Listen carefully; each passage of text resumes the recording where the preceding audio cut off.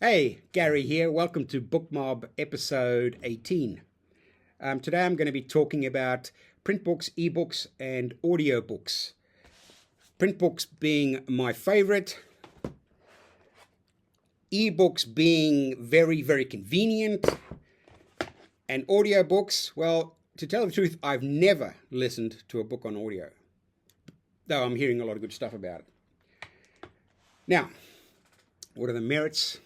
What are the demerits? I'm very tactile when it comes to literature, so I love to page through the books. It is part of the experience of reading. The mind and the brain work. I've looked it up, very loosely looked it up, and there are various degrees of benefits from reading a book off a screen versus reading pages or listening to a story. I think apparently audio books are very good for memory retention.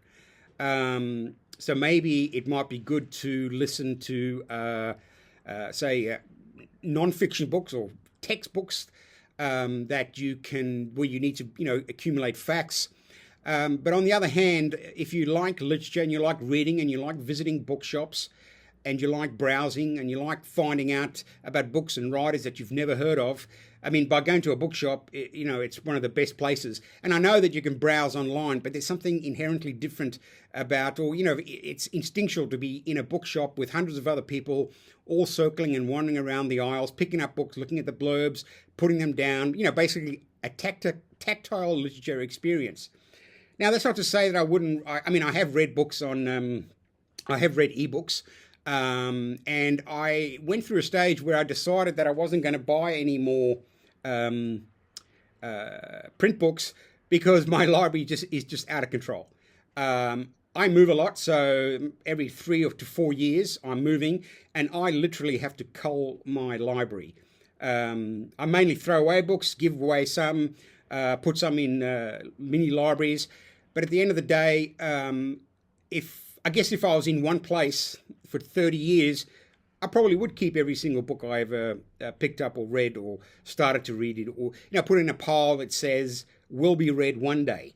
But it's very difficult to climb 4 flights of stairs with boxes and boxes of books, which are bloody heavy. I mean, they are really heavy. And going from car to unit or car to house, you can get a little bit upset with books because they are so heavy and so tiresome to move around. So when I went through this process, this is sort of extreme. I'm not going to buy any more books. Everything I'm going to do is going to be on an e-reader, and that's around when e-readers first started hitting high on the reading stakes. But I just found that I didn't get the same response from a screen as I did from a page. Now that might sound hairy fairy, magical dust stuff, but there definitely is an experience of picking up a book and reading it on a train or a bus or an aeroplane, and having the book in your hand to make notes, and to dog ear the pages. To basically the timepiece, the book itself becomes a timepiece for your own history. And once you've finished it, and you can say, well, why bother keeping books? Well, I mean, not many people read books twice, let alone read them once.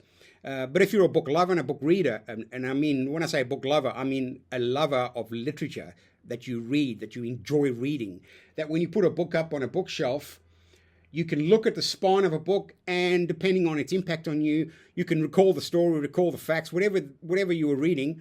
You can also pick it up and you can find your notes, you can find where you dog-eared it. I mean, it's a time capsule of a period, a day or 3 days of your life. I mean, and I guess that's a sentimental view, which I admit that I suffer from sentimentality quite a bit.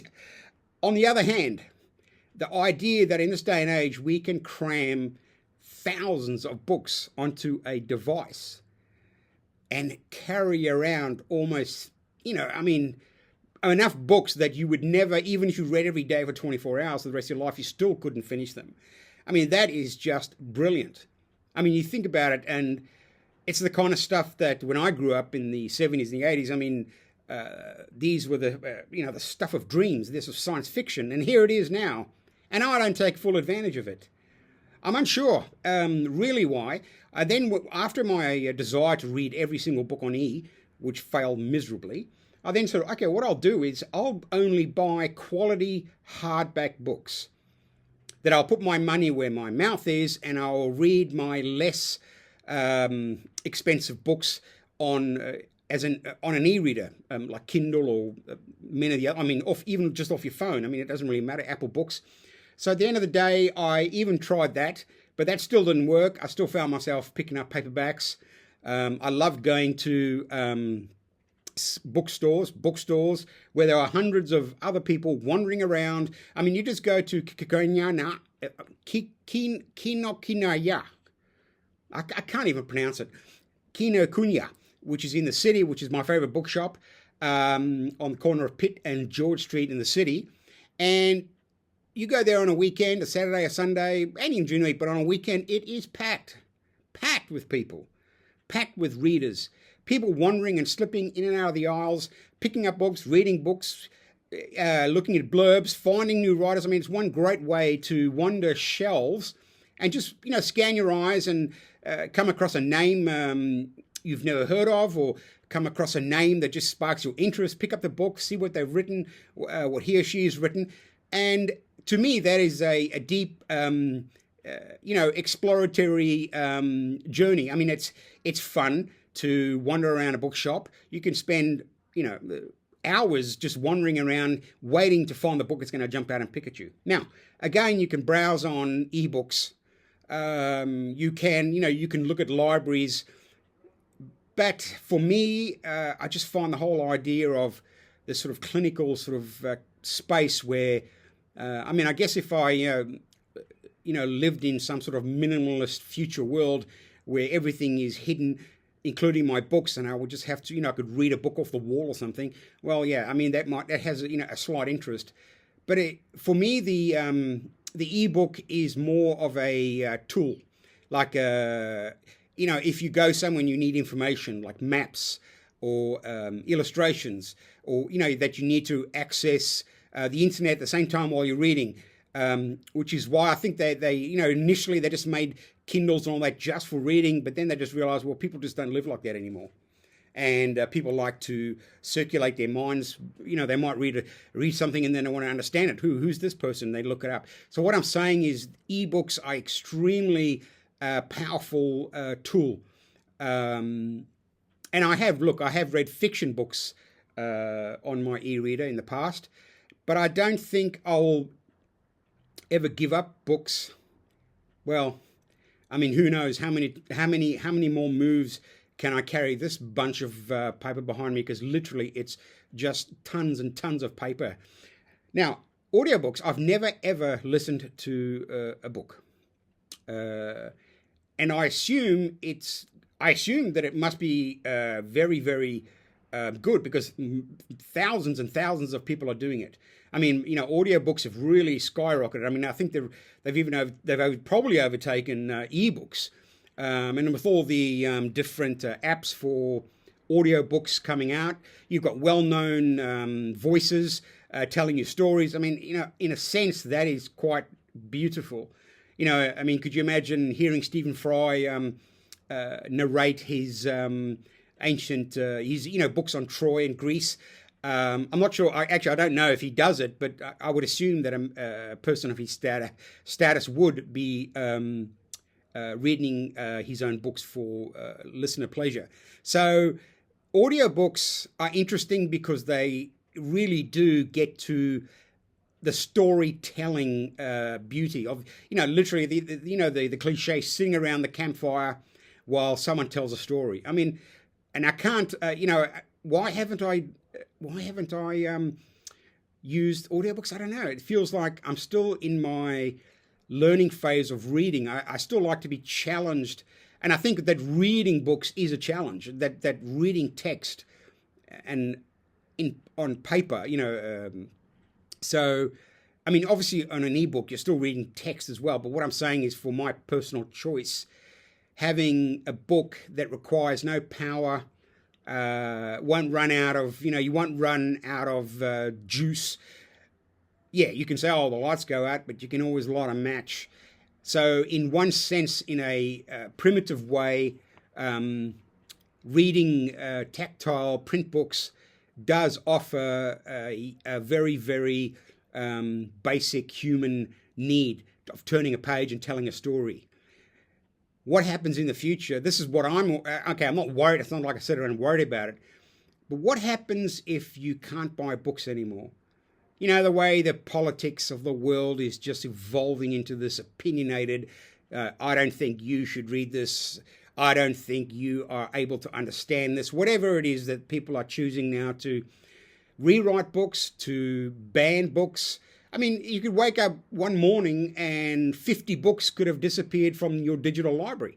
I mean, I'm not saying this is going to happen, but at the end of the day, when you buy a book, you own it, like a print book. You own it; it's yours. When you buy a digital book, you don't really own it. You've bought it, but you're just renting the technology in a sense. And I think that's ebooks and audiobooks can be taken away from us if someone deems it necessary not to allow people to read certain books.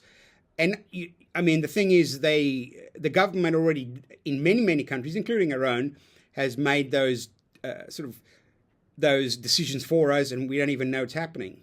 So, a core belief is that when you buy a print book, you own it, you have it, you can keep it, it's yours forever. Ebooks are brilliant for storing tons and tons of information. They're great for being able to carry 50 books at once if you so wish. Audiobooks are great because you get, well, I'm assuming because I've never done it, but I'm assuming you get great voices reading their stories to you.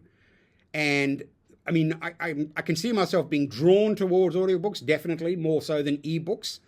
So at the bottom, what am I trying to say? I'm trying to say that print books are important because, yes, they can burn books. They can, again, that might be, we still burn books. No, but what I'm saying is, you buy a book in print today, it's yours. I mean, that book will outlive you. The material is strong enough to outlive our lives, our daily lives.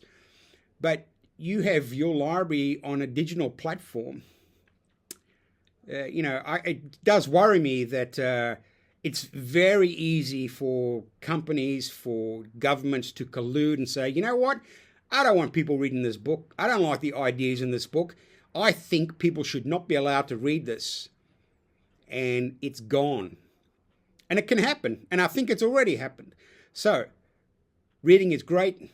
Fiction is wonderful. Knowledge is awesome. Hearing Stephen Fry, hearing, well-known people read their own stories is just the best. I mean, it's a luxury. It is indeed a luxury to have that. Being able to store 5 million books on the size of a postage stamp. Well, it's great if you're traveling to Mars and, you're not coming back. It saves space and it saves weight. I do think I will buy less print books because they are quite expensive. Everyone's got to make money, and, I fully support that. But I think at the end of the day, the cost of storing, keeping, moving books is quite high. But there are a couple of books I will never let go of, and I will always have them. And at the end, and I guess if I go to ebooks and my e-library starts building up, I don't think I'll be reading the kind of stuff that is going to be culturally missed. But I'm just talking about the one book out of 5,000 that everyone should read, but is not available anymore. It just disappears. That a book that was written 100 years ago, for some reason, someone said, "Hey, we can't use this language, we can't use this story. Let's change it." And you don't even know it's been changed. New readers will, until this moment in history, you could pick up a book. Books get revised and that, but bear with me. You can pick up Dickens in 1914 and 1950 and 1970, and you basically got the same book. I know language changes. I know that there is this aspect of how words are addressed in the past as They are now seen in a different context. However, again, we shouldn't be afraid of this. We really should not be afraid of this. It's so easy to overcome with discussion, with talking. But at the end of the day, my love of books will carry me through. I will continue to cull my books. And I think ebooks and audiobooks are great. They're fantastic. They provide so much. They do open the world to knowledge and story and literature, which is fantastic. And I highly encourage people to use whatever format that they want. But I think we should remember that holding a book that you've bought is yours, and it will always be yours. It will outlive you. All right, that's the end of the sermon for today. So ebooks, print books, audiobooks, you make the choice, and enjoy reading your books. Before I go, I just want to say I'll be talking with Georgia Casamatis, who's a Sydney journo, and this is her memoir, Red Carpet Burns. I had a great chat with her, and I'll be putting it up sometime at the end of the week or beginning of next week. So that was a great fun. We did an OB, outside broadcast. So that was fun. And anyway, thanks for tuning in, and I'll see you on the web, on the line. Bye. Read. Gaz, we're filming in a park. Yep, filming in a park. I was thinking it's Authors in Parks podcast. It's What? Authors in Parks getting coffee. Authors in Parks getting coffee, yeah. Cheers. Now, we've had a really... That's how we should end it. Yeah, okay.